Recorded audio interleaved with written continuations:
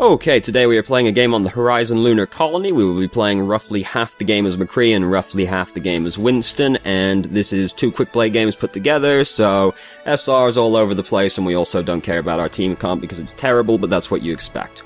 So we're going to look over at the email instead, which says, I have never been able to play McCree well, I have never even been able to firmly grasp good first principles with him. No doubt there's some aim better in here, but I'd like to get a baby's first McCree primer. So, there's going to be a slight tangent here into also talking about Soldier, because there is a tendency for people to be like, oh yeah, they're the same hero with slightly different things about them because they're the hit scan DPS. They both do two different things. So, Soldier is a mid to long range fighter. He is trying to get as far back as possible and preferably as high up as possible because his zone of threat is his entire line of sight. So he just wants to threaten the widest space possible. He has Sprint, which helps him get to these locations quicker, and he has Biotic Field, so even though he's more out of the way and thus harder to support, he is relatively independent because he can self-heal. So that's what Soldier's trying to do. McCree, however, is much shorter range than Soldier. For comparison, McCree's fall-off range starts at 22 meters and caps out at 45 meters. Soldier's fall-off damage starts at 30 meters and caps out at 55 meters.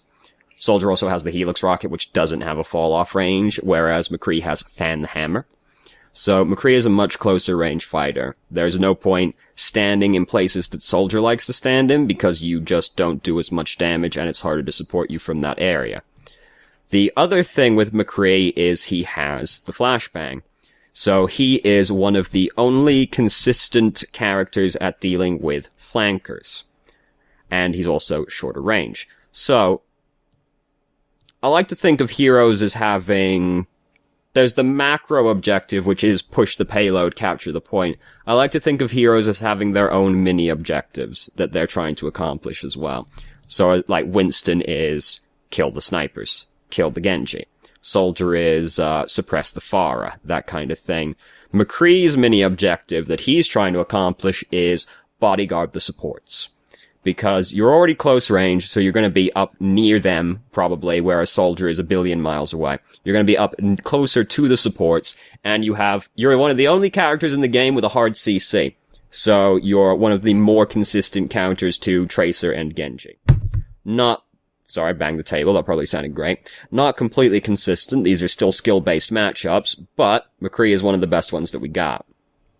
So, what you're trying to do is you're going to sit behind your Reinhardt, you're going to sit near your Diva, something like that, and you're going to try and just pop heads and shoot people, but, because, you're playing a DPS, but the other thing you're trying to do is make sure your supports don't die. If your Mercy dies or your Ana dies, you should go, oh shit, could I have done something to stop that? Because you're the one that's responsible for trying to stop these people from dying. Soldier can't do this. This is where the big difference between them is. Soldier can't do this because he's much further away. He's probably not near them anyway. But he also doesn't have the hard CC, so he can't actually protect people. The best he can do is try and kill them. And, put the biotic field down, which is kind of like, can I offer you an egg in this trying time? While Genji and Tracer are trying to kill you, while there's also, a Winston here, So, sit, with your, close to your front line, not, on the front line, but close to the front line, and bodyguard your supports, and be constantly watching for flankers, that kind of thing, because that's your thing to deal with. And then there's the other aspect, which is pop heads and kill people, because you're also playing a DPS. But it's an often underappreciated aspect of McCree that he is the bodyguard of the DPS heroes because he has the hard CC. Doomfist fills a similar role, but Doomfist is a much more aggressive hero than McCree is. McCree still doesn't want to be in people's faces. He is just better he is better when he's okay still when people are in his face, whereas Soldier doesn't want people in his face. Doomfist also is very bodyguard-esque, one of the more consistent people at dealing with flankers, Genji in particular, because he can kill people through kill a Genji through deflect. But he is usually diving in with people. McCree is not doing that. So, that hopefully answers your question, which is, I mean, you know, yeah, aim better, but then the other aspect is bodyguard your supports and be, like, closer range than soldier.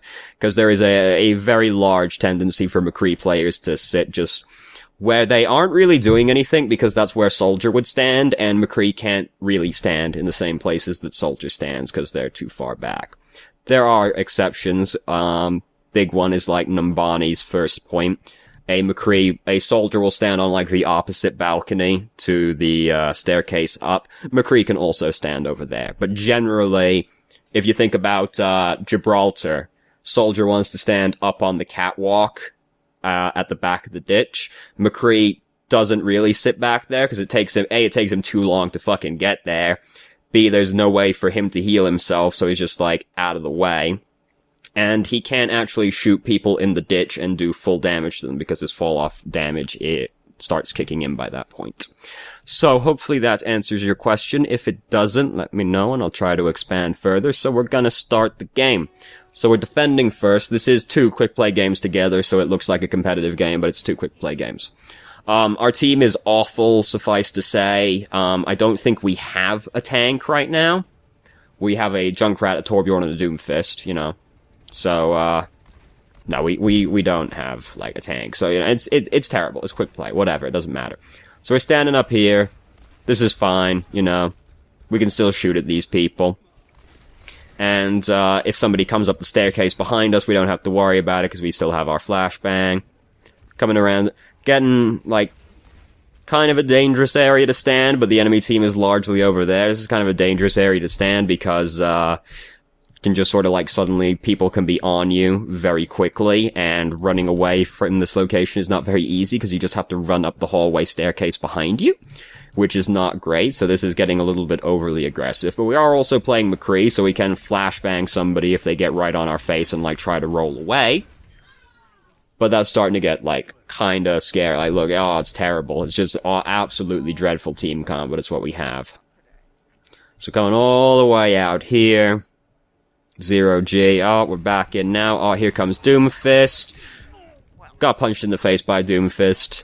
McCree is one of the better people at dealing with Doomfist, because you have CC, but didn't connect before you got stunned, so it's quite surprising that didn't actually just kill you from hitting the wall behind you. But I find Doomfist's wall hitbox is a little bit inconsistent sometimes. I've been playing a lot of Doomfist, and there have been quite a few occasions where I've been like, I think you should be dead, but they aren't actually dead. So, things have not been going terribly well over here, because we don't have a tank, so things are not going to be going too terribly well. Didn't quite execute the kill on Doomfist very well, and that's a bad person to fuck up killing, because you can suddenly die if you mess up the execution, but he didn't kill us, so it's all good. They have a lot of flankers, as we can see right here, so, you know, we're playing McCree, so that's good. We can try and deal with these people. So, one thing, well, we couldn't have done it here because our flashbang was on cooldown, but, something you do want to try and get good at as McCree is, like, recognizing, like, the hitbox for deflect around Genji and trying to stun him out of deflect. This is harder than it initially seems, because Genji's deflect hitbox is bigger than Genji.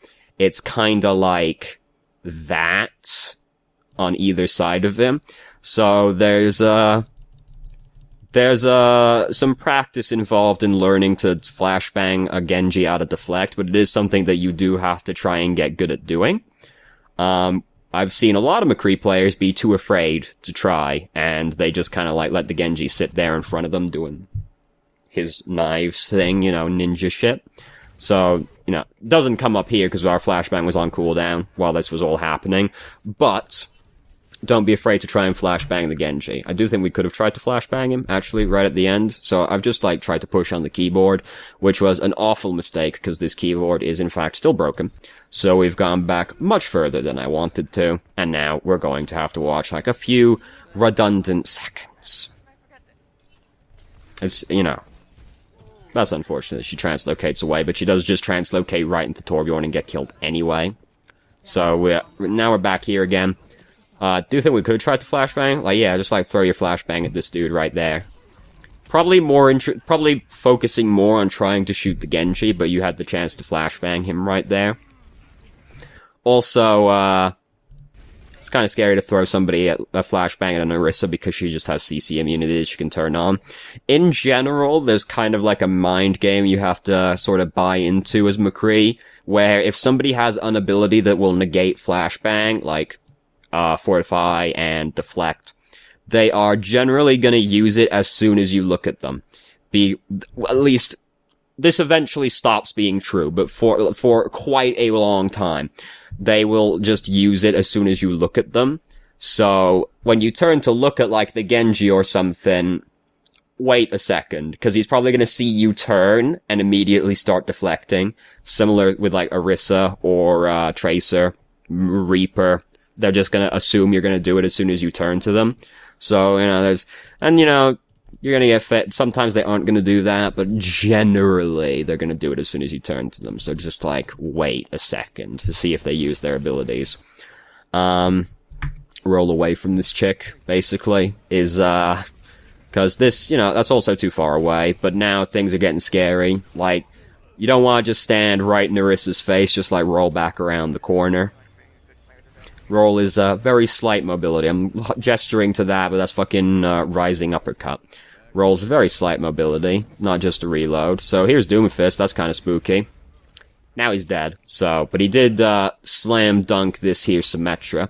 I'm very upset that Doomfist doesn't have a basketball skin currently with the Summer Games, but he did come out about 3 days ago. So, probably not too surprising also. High Noon is, it's very scary to use from this kind of location because can very suddenly get killed. You also generally don't want to use it when you're already getting shot at, because then you're just probably gonna get killed.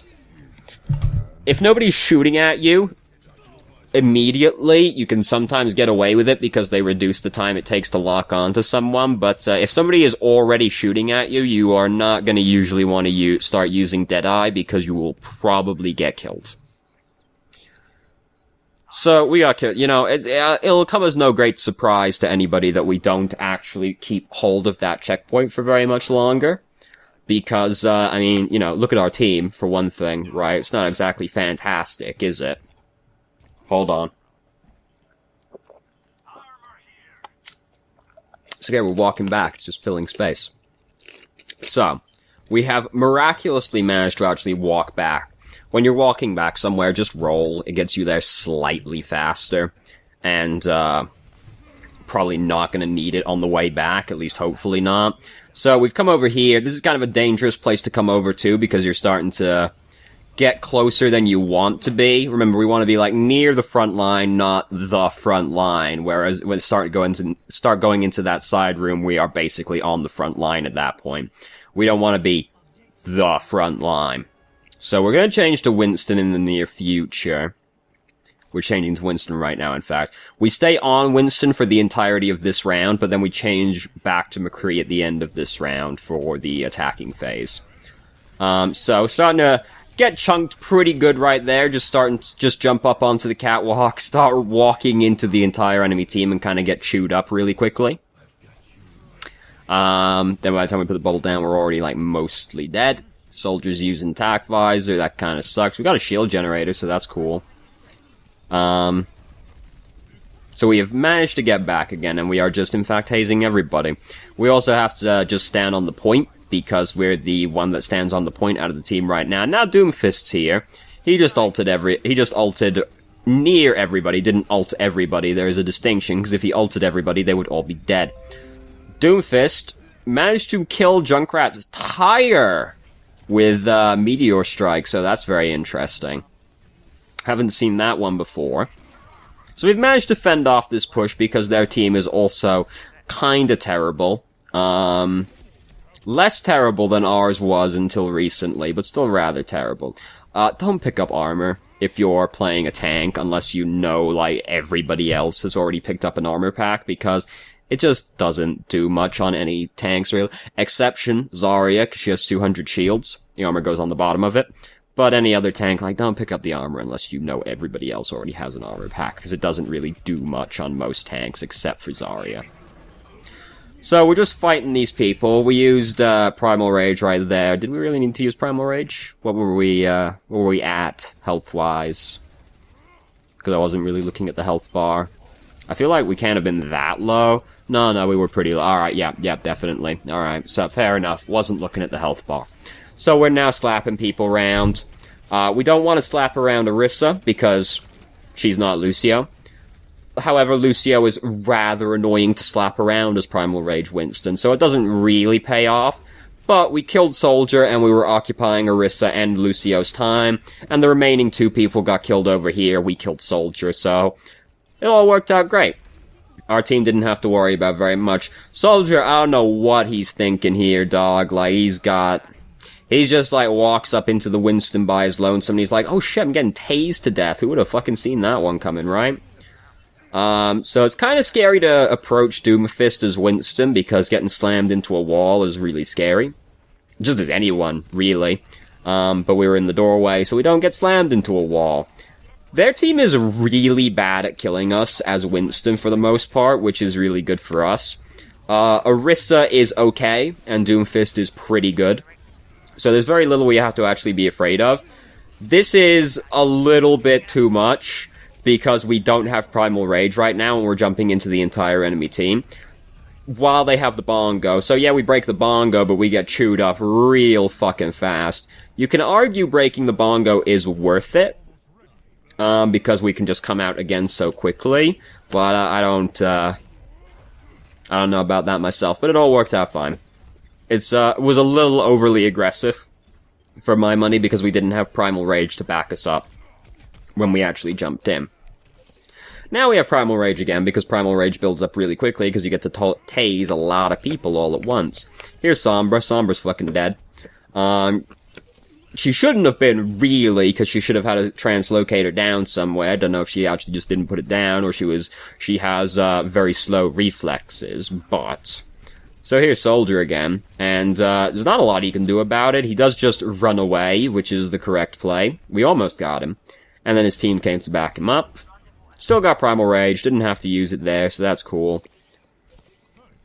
Came all the way over here to get healed. Coming back over, here's Sombra. Sombra's like, oh, fucking Winston. This is very aggressive. Use Primal Rage sooner if you're gonna do that one.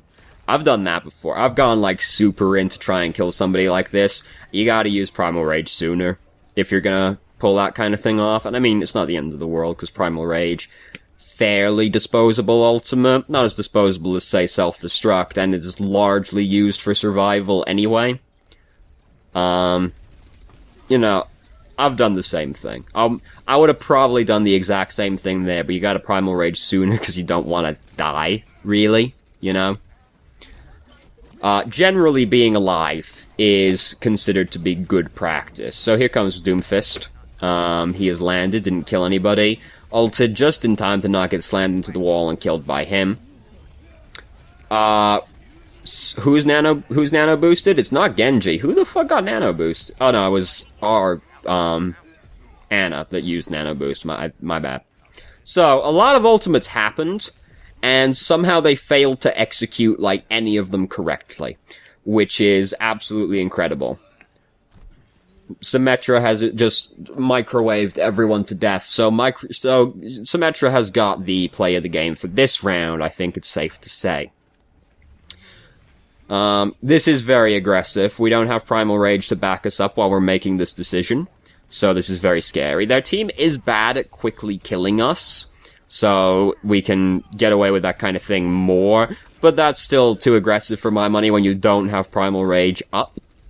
When you have Primal Rage up, you can get away with almost anything, because you have a 1000 HP barrier, but, perhaps not the right way to think about it, but I'm basically like, yeah, I can do something really stupid and I won't get punished for it now. So we're trying to tase this, Orisa to death, and it's just not gonna work out, even though we were nano boosted, because she's got armor, fortify, blah blah blah, but Orisa did this, which is, questionable at best, I would say. So now we're really close to having Primal Rage, so you can kind of get away with this sort of thing anyway, because it's very unlikely you'll get killed before you build Primal Rage up, but then we just don't activate Primal Rage in time and get killed anyway. So, should be more willing to use it slightly earlier, really. It's the kind of ultimate that is better to use too late rather than too early rather than too late. The exact opposite of what I initially said. Because if you use it too late, well, you're dead. If you use it too early, well, you know, maybe you feel a bit stupid, but at least you didn't die, right? Which is kind of important, usually. So, we won, even though we didn't technically win, but we won because Quick Play counts itself differently. As we can see, Patchy over there is a little bit upset about Symmetra not taking very much skill. And this play of the game is probably not going to do too much to change his opinion about Symmetra, if I had to guess. Very exciting. So we are now going to skip ahead past this part, because we don't want to sit and just watch like a minute and a half of prep time. Close enough. This, I believe, is the same lobby of people. Yes. So, but we have a less awful team now. So we're coming up here, and we can shoot across at the enemy team. Probably not going to do too much damage, because our fall-off has started to kick in at this point. Still, like, this guy's not getting healed, so we actually came, like, reasonably close to killing him. Oh, but now we've gotten hit, and it's Hanzo, so, you know. But now Hanzo's dead, because, he got punched to death. Flashbanged him, didn't kill him, killed him now, though. Our Orisa died, but their whole team is currently dead. So, even though we lost Orisa, they have lost slightly more people. So we're going to come in here, and we're just going to take it. Pharah is going to die to Reaper, so everyone's going to look in the kill feed and be like, Pharah, what a fucking scrub, died to Reaper.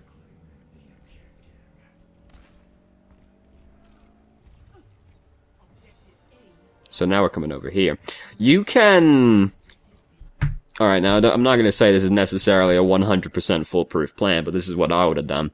I see this dude, I get up here, I'm like, I got this guy. Roll forward, flashbang that fool.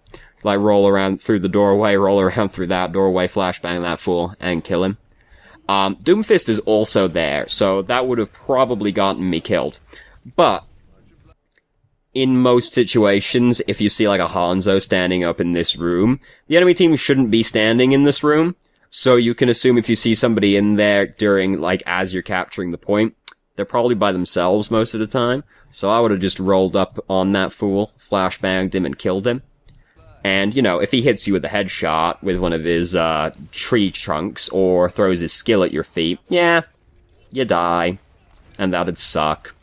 But McCree is really good at punishing people for getting too close to him. Somebody gets inside your flashbang range and they got 200 HP, you kill that fool. So... we got Reaper hanging around over here, and this is a fairly awkward situation we're in, because we're still in a duel with the other McCree as well. And this is, you know, not doing a lot of jumping around, doing like crouching, uncrouching, strafing around, that's good stuff. Like, shoot at this guy. Like, I know you're on your way over here to try and get this guy, but like, shoot at the McCree, because you can see him still. Right, and he actually, like, kind of gives you a pretty big opportunity right here, because he doesn't realize quite where he's standing, and he, like, just pushes himself up against here. So that's actually, like, a fairly easy kill to land, because he's fucking up. But we just walk over here, and now we just get, like, winged by Reaper, and it kills us, and he starts spinning. So, there's, like, you know, I know you want to deal with the Reaper, but you can't ignore the McCree at the same time, because then McCree's gonna kill you. And it's gonna feel bad, either way. I'm deathly thirsty, even though I've just been doing nothing but drinking all day. So, I might be dying. If you don't hear from me after today, you know why. They'll find me surrounded by bottles of water and be like, he dehydrated to death! What the fuck? Greatest mystery of our time. So we killed the Doomfist right there, and that was great. Good stuff. Took us a little while to kill the Hanzo. You know, aim better. Blah, blah. But now we've killed 2 of them. We're starting to come up. We got Deadeye, so we can use that. We can use it right as we come up to the top here. I would have done the same thing. We killed 2 people with it, which is an entire 2 people more than the average, so that's good stuff right there. We flashbang him. We're a little slow on the draw, because we do, like, he's gonna come around this corner. But we get him pretty quickly anyway, even though we could have been a little bit more prepared for the maneuver and killed him slightly faster. And in the McCree versus McCree duel, where it's flashbang range, fractions of a second do make a difference. Now we're getting, like, comboed around by Doomfist over here. If Doomfist's using Meteor Strike, don't use your roll until you see the indicator, because if he chooses you after you've used your roll, you're gonna die. If you still have your roll, you might not die. Meteor Strike is one of those abilities that's very punishing if you don't play around it correctly. So, here's some awareness right here. Farah just offers us this one real nice. Like, look, just like, oh, this lady, she got 200 HP, she's in flashbang range, kill this lady because she's come too close to you and she should die for it. We haven't noticed her because we're looking at Doomfist, and now she's doing this. Oh no, she's killed 3 people and she was right in front of our face. Awareness is very important. If somebody's got 200 HP and they come in your range, or like 250, and they come in your range, they should die. You should just flashbang them and kill them. McCree is very good at punishing people for overstepping their boundaries.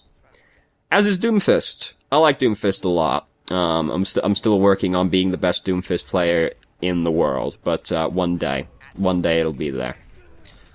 So we shoot this Doomfist to death, and he's probably really upset about that one.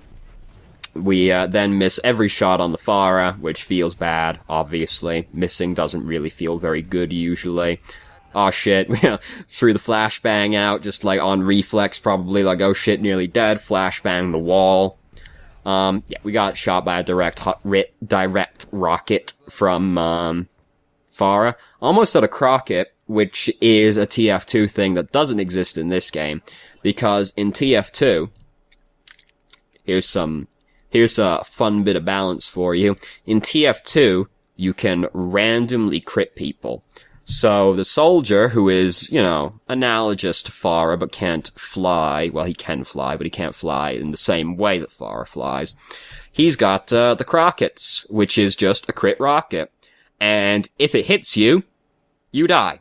That's just what happens.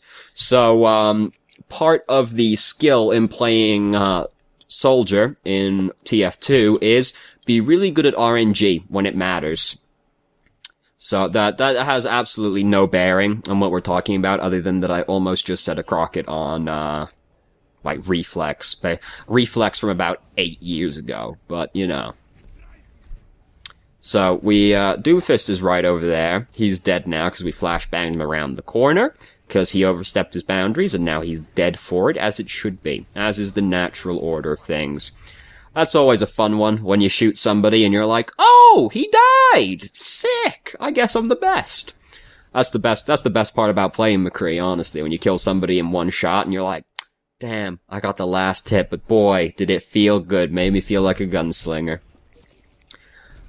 So, there's a Farah up, in, the rafters. Incredible reflexes right there. Took damage, just immediately swiveled around and threw the flashbang at, Farah's rocket, which had already exploded. If somebody was actually there, though, and had been attacking us on the side, boy, would they have been dead. So, I don't usually talk about, aiming, because I think it's so very pointless, usually. Just, chill a little bit, slow and steady wins the race. Because we're Farah's on I know what's happening right here. We hit Farah once, she only needs one more and she's gonna die. And just spam those shots out. Just, chill, take a second to aim a little bit more carefully, and you'll probably hit the Farah. This is a thing you see with McCree players a lot, where they're fuck, bang, bang, bang, bang, bang, bang, gotta hit him. Just, chill. It's more important, it's better that you fire slowly, and all of your shots connect, then you fire really quickly and only like a third of your shots connect.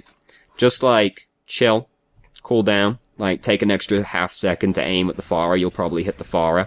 Like right there, as soon as we actually like slow down for a little bit, we actually hit the Farah. I know, this is why I'm bad at McCree. I've got no discipline. As soon as I get into a fight with somebody, I'm like, fuck, stop, rub some dirt in their eye, fan the hammer, alright, he's finally fucking dead. Whew, I'm the best. I'm the best gunslinger in the West. So we capture the point because these people are here and they just leave the point, so great, feels good, man. Got the point anyway. So we're gonna watch the other play of the game. Who got that one? Farah, probably? No, it's Reaper. That's surprising. I guess Reaper got a few people with that spin. Because, like, he kills us. Purely by accident as well, actually, because he was shooting at Zarya. I feel like Farah deserved that more than Reaper, but, you know, whatever. I was like, damn, that's not a very high kill participation and still got the medal. I'm like, right, it's only half a game, isn't it? Right, because the other didn't count. I was also like, damn. But no, this is half of a game. Not too much really stands out in this game. With, Winston, we're a little bit, greedy with our ultimate and we die a couple of times for it. With McCree, like, the biggest thing that stands out is aim better, but I mean, right? So, we've never really in a position where we had to worry about, like, protecting people or anything, because everything was just, like, chaos at all points in time, which tends to be the way with quick play. I mean, in general, we were standing in roughly the places we want to usually be standing, barring the part, like, right at the start where we get kind of carried away and go down the staircase, which is a no-no. But other than that, I think we're standing in roughly where you want to stand as McCree. So, not much stands out, because we were never in much opportunity to do, like, bodyguard action, which is, like, the other thing for McCree. So, like, the thing that stands out the most is aim better, but also, like, obviously. So, like, some awareness, because there was, like, a Farah right in front of us. There was the time we could have flashbanged Genji, and we just were more interested in shooting at Genji, and weren't, like, looking at our cooldown. Could have flashbanged him and probably killed him, so there's some, like, ability usage stuff, but nothing huge and overarching, really, for McCree, and Winston is just, like, kinda too greedy with Primal Rage. But at the same time, also, that, like, I also know in my mind this is a quick play game, and it's, like, probably not as overly concerned about it as you normally would be either, so... But that's what stands out the most in this game. So thank you very much for watching if you did. If you have any questions or you felt I didn't answer your question from the email adequately, please let me know, and I will try to expand further. And I hope you found the video helpful.